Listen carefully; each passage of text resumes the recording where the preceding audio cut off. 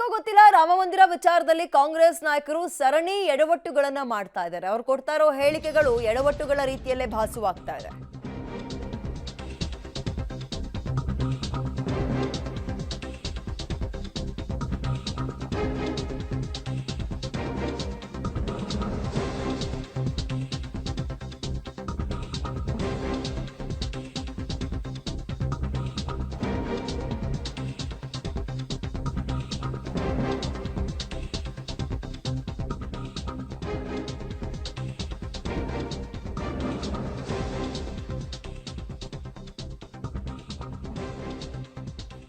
ಮೊನ್ನೆ ಹುಬ್ಳಿಯಲ್ಲಿ ಕರಸೇವಕರ ಬಂಧನ ಆಯಿತು.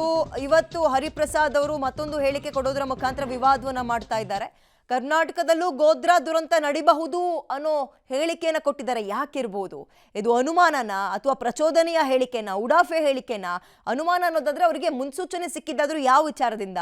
ಅಯೋಧ್ಯೆಗೆ ಹೋಗೋರಿಗೆ ಸರ್ಕಾರವೇ ರಕ್ಷಣೆ ಕೊಡಬೇಕು ಅಂತ ಹೇಳಿದ್ದಾರೆ, ಫೈನ್. ಆದ್ರೆ ಕರ್ನಾಟಕದಲ್ಲೂ ಗೋದ್ರಾ ದುರಂತ ನಡಿಬಹುದು ಅಂತ ಕೊಟ್ಟಂತಹ ಹೇಳಿಕೆ ಯಾಕೆ? ನನಗೆ ಈ ಬಗ್ಗೆ ಮಾಹಿತಿ ಇದೆ, ಅದಕ್ಕೆ ಹೇಳ್ತಾ ಇದ್ದೀನಿ ಅನ್ನೋ ಮಾತನ್ನ ಕೂಡ ಹರಿಪ್ರಸಾದ್ ಅವರು ಈ ಸಂದರ್ಭದಲ್ಲಿ ಹೇಳಿದ್ದಾರೆ. ಗೋದ್ರಾ ರೈಲು ದುರಂತ ಗಮನಿಸಿರ್ತೀವಿ, ಇನ್ನೂ ಕೂಡ ಅದು ಅಚ್ಚಳಿಯದೆ ಉಳಿದಿದೆ. ಆ ಒಂದು ಕರಾಳ ನೆನಪು ಇನ್ನೂ ಕೂಡ ಮಾಸಿಲ್ಲ. ಇದರ ನಡುವಲ್ಲೇ ರಾಮ ಜನ್ಮಭೂಮಿ ಉದ್ಘಾಟನೆಗೆ ಎಲ್ಲರೂ ಕೂಡ ತುದಿಗಾಲಲ್ಲಿ ಬಹಳ ಹರ್ಷ ವ್ಯಕ್ತಪಡಿಸಿ ಖುಷಿಯಾಗಿ ರೆಡಿ ಆಗ್ತಾ ಇದ್ವಿ. ಈ ಬೆನ್ನಲ್ಲೇ ಇಂತಹ ಹೇಳಿಕೆಯನ್ನ ಕೊಟ್ಟಿದ್ಯಾಕೆ? ಕರ್ನಾಟಕ ರಾಜ್ಯದಲ್ಲಿ ಸರ್ಕಾರ ಎಲ್ಲ ರೀತಿಯ ಕಟ್ಟೆಚ್ಚರಗಳನ್ನು ಸಹ ವಹಿಸಿಕೊಳ್ಬೇಕು. ಯಾಕೆ ಅಂತ ಹೇಳಿದ್ರೆ ಗುಜರಾತ್ ಅಲ್ಲಿ ಇದೇ ಸಂದರ್ಭದಲ್ಲಿ ಕರಸೇವಕರ ದಹನ ನಡೆದಿತ್ತು ಗೋಧ್ರಾದಲ್ಲಿ. ಅದೇ ರೀತಿಯ ಒಂದು ಸೃಷ್ಟಿ ಮಾಡಲಿಕ್ಕೆ ಪ್ರಯತ್ನ ಮಾಡ್ತಾರೆ.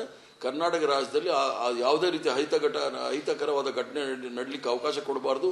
ಯಾರ್ಯಾರು ಅಯೋಧ್ಯೆಗೆ ಹೋಗ್ತಾರೋ ಅವ್ರು ಹೋಗ್ಲಿಕ್ಕೆ ಎಲ್ಲ ರೀತಿಯ ಬಂದೋಬಸ್ತನ್ನು ಮಾಡಿಕೊಡ್ಬೇಕಾಗತ್ತೆ. ಇಲ್ಲಾಂದ್ರೆ ನಾವು ಮತ್ತೊಂದು ಗೋಧ್ರಾನ ಕರ್ನಾಟಕದಲ್ಲಿ ನೋಡ್ಲಿಕ್ಕೆ ಆಗೋದಿಲ್ಲ. ಕರ್ನಾಟಕ ರಾಜ್ಯದಲ್ಲಿ ಸರ್ಕಾರ ಎಲ್ಲ ರೀತಿಯ ಕಟ್ಟೆಚ್ಚರಗಳನ್ನು ಸಹ ವಹಿಸಿಕೊಳ್ಬೇಕು. ಯಾಕೆ ಅಂತ ಹೇಳಿದ್ರೆ ಗುಜರಾತ್ ಅಲ್ಲಿ ಇದೇ ಸಂದರ್ಭದಲ್ಲಿ ಕರಸೇವಕರ ದಹನ ನಡೆದಿತ್ತು ಗೋಧ್ರಾದಲ್ಲಿ. ಅದೇ ರೀತಿಯ ಒಂದು ಸೃಷ್ಟಿ ಮಾಡಲಿಕ್ಕೆ ಪ್ರಯತ್ನ ಮಾಡ್ತಾರೆ. ಕರ್ನಾಟಕ ರಾಜ್ಯದಲ್ಲಿ ಯಾವುದೇ ರೀತಿಯ ಅಹಿತಕರವಾದ ಘಟನೆ ನಡಲಿಕ್ಕೆ ಅವಕಾಶ ಕೊಡಬಾರ್ದು.